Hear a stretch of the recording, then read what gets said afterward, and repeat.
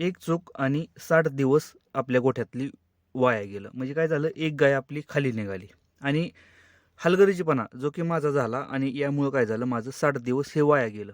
मला माहीत होतं, मला त्या गोष्टी चेक करता येत होत्या, पण मी केल्या नाही. त्या हलगर्जीपणा केला आणि यामुळं काय झालं, आपल्या गोठ्यामधल्या एक गाय खाली निघाली. तर मित्रांनो, तुमच्या गोठ्यात सुद्धा हा प्रॉब्लेम येऊ नये म्हणून हा व्हिडिओ शेवटपर्यंत बघा. कारण कोणत्या गोष्टी चेक करायच्या, गाई AI केल्यानंतर जर आपली गाय जर सायलेंट हिटवर असेल, आता गाय आपली सायलेंट हिटवरती होती म्हणजे AI करताना, आणि 21 दिवसानंतर सुद्धा सायलेंट हिटवर आली होती, पण आपण दुर्लक्ष केलं, लक्ष दिलं नाही व्यवस्थितपणे, यामुळे गाय खाली निघाली. मग आता नक्की चेक काय करायचं? आता आपल्याला हात तर टाकता येत नाही, डॉक्टरांना बोलवता येत नाही, की डॉक्टरांना बोलवलं तरी डॉक्टर काय म्हणणार, की थांबा थोडे दिवस, 60 दिवसानंतर आपण चेक करू. कारण कोणताच डॉक्टर 21व्या दिवशी गायीला हात टाकू शकत नाही, कारण गायी गाभण्याचं किंवा अबॉर्शन होण्याचे चान्सेस राहतात यामुळं. मग आपल्याला कोणत्या गोष्टी अशा चेक करायच्यात, की जेणेकरून आपल्याला समजलं पाहिजे की गाय सायलेंट हिटवरती आहे. कारण मुक्कामाज सगळ्यात घातक आहे. मी ह्याच्या आधी व्हिडिओ बनवले होते, की मुक्कामास हा सगळ्यात घातक आहे आपल्या गोठ्यामध्ये. जर गाय जर हिटवर आली आणि गाय जर दुसऱ्या गायीच्या अंगावरती झेपा घ्यायला लागली किंवा ओरडायला लागली, तर आपल्याला समजतं की गाय हिटवरती आहे. पण आपल्याला आता कंडिशन काय झाली, की गायची हावभाव चेंज होत नाही, तर म्हणजे काहीच चेंज होत नाही. नेहमीप्रमाणे खाते पण सूट टाकते, एकदम काचेसारखा सूट येतो. जशी हिटवर असते तसा सूट येतो. नक्की समजायचं काय, गायीला AI केलेलं म्हणजे इंजेक्शन भरलेलं 21-22 दिवस झालेलं असतात. नक्की गाय हिटवर आहे का काय हे समजत नाही ना गोठ्यामध्ये, आणि तेच माझ्या बाबतीत झालं. आणि मी बघितलं होतं, त्या गोष्टी बघितल्या होत्या, पण मी दुर्लक्ष केलं आणि यामुळं काय झालं, की आपली गाय खाली निघाली. तर मित्रांनो, काय करायचं, की 2 ते 3 गोष्टी जर आपण फॉलो केल्या ना, चेक केल्या ना गायीच्या बाबतीत, तर 100% आपल्याला समजतं की आपली गाय हिटवर आहे का नाही मित्रांनो. तर काय करायचं, सगळ्यात पहिल्यांदा आपला सूट चेक करायचा. जर पहिल्यांदा आपली तारीख लिहून ठेवायची, ज्या तारखेला आपण AI केलंय, ज्या तारखेला आपण गायीला इंजेक्शन भरलंय, तारीख लिहून ठेवायची. आणि लिहून ठेवल्यानंतर 20व्या दिवशी, 21व्या, 22व्या, 23व्या दिवशी, कधी 24-25व्या दिवशी सुद्धा गाई सूट टाकते का हे बघायचं मित्रांनो.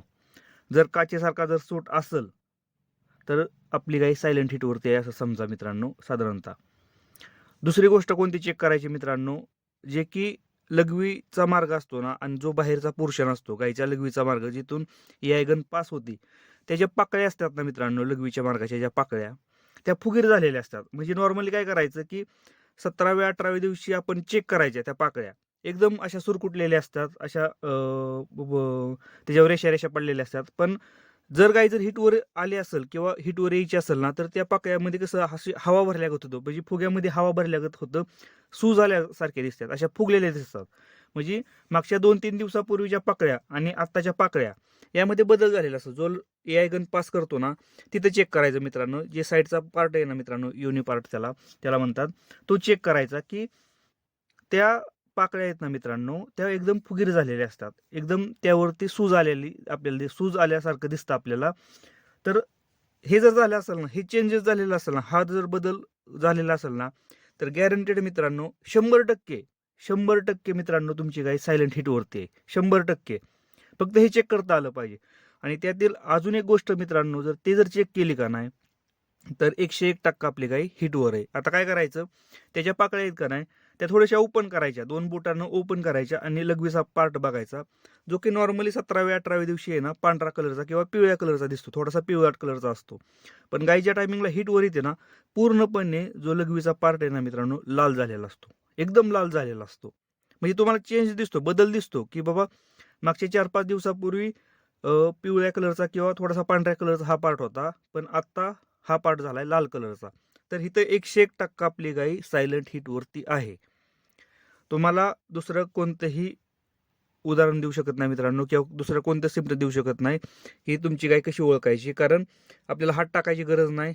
कारण आपल्याला हात टाकून समजणार नाही. सगळ्यात महत्त्वाचं म्हणजे, कारण शेतकऱ्याला ह्या गोष्टी समजणारच नाहीत. पिशवीत सापडणार नाही. पिशवीत काय चेक करायचं हेच गोष्टी माहीत नाही त्या. मग आपल्याला बाहेरच्या ह्या गोष्टी 3 गोष्टी चेक करा. पहिल्यांदा सूट चेक करा. कारण सायलेंट हिटवरती गाय एकदम नॉर्मली सूट टाकते, थोडासा सूट टाकते. त्यावरती आपल्याला समजत नाही. दुसरी गोष्ट, पाकळ्या चेक करा. त्यावरती सूज असेल तर 100% गाय हिटवर आहे. आणि त्या पाकळ्यांच्या आतमध्ये पाकळ्या जर थोड्याशा ओपन करून जर बघितल्या ना मित्रांनो, त्या जर लाल कलरच्या असतील ना, तर 100% नाही 101% आपली गाय हिटवरती आहे. आणि कधी पण तुम्ही एक गोष्ट ऑब्झर्वेशन करा, ज्या टायमिंगला डॉक्टर सायलेंट हिटवरच्या गायीला जर ए आय करतात ना, त्या टायमिंगला पहिल्यांदा हात टाकल्यानंतर बघतात की सोट येतोय का. सोट जर नाही आला तर काय करतात की त्या पाकळ्या चेक करतात. कधी पण तुम्ही बारकाईनं जर लक्ष दिलं ना, त्या पाकळ्या चेक करतात की लाल कलरच्या पाकळ्या झाल्यात का, की आतून जो पोर्शन आहे तो लाल कलरचा झालाय का, हा चेक करतात. कधी पण तुम्ही थोडंसं ऑब्झर्वेशन करा, यावरती समजेल की डॉक्टर नक्की काय चेक करतात. आणि ह्या जर लाल कलरच्या असतील तर थोड्याशा फुगीर झालेल्या असतील तर डॉक्टर 100% आणि डॉक्टरांना हात टाकल्यावर समजतं की हिटवर आहे की नाही. पण त्यातनं ते डॉक्टरसुद्धा बाहेरून चेक करतात की खरंच हिटवर आहे का. म्हणून मित्रांनो, आपल्याला जर 21व्या-22व्या दिवशी जर काही चेक करायचे असेल ना, तर अशा प्रकारे चेक करा. ह्या गोष्टी मला माहीत होत्या, पण मी चेक केलं नाही. मी बघितलं नाही. मी फक्त सोट बघितला. बाकीच्या गोष्टी चेक केल्या नाहीत्या. यामुळे काय झालं, माझी गाय खाली निघाली. म्हणजे गाय हिटवर आली होती, पण माझं दुर्लक्ष, माझा हलगर्जीपणा नडला आणि गाय आज आपली खाली निघाली. तुमच्यासुद्धा गोठ्यामधल्या गायी खाली निघून आहेत, म्हणून तुम्ही ह्या गोष्टी जर चेक केल्या ना मित्रांनो, 100% तुमचं हे पुढचं जे दिवस आहेत ना, वेळ आहे ना, वाया जाणार नाही. व्हिडिओ जर आवडला ना, लाईक करा. चॅनलवरती नवीन असेल तर चॅनलला सबस्क्राईब करायला विसरू नका. धन्यवाद.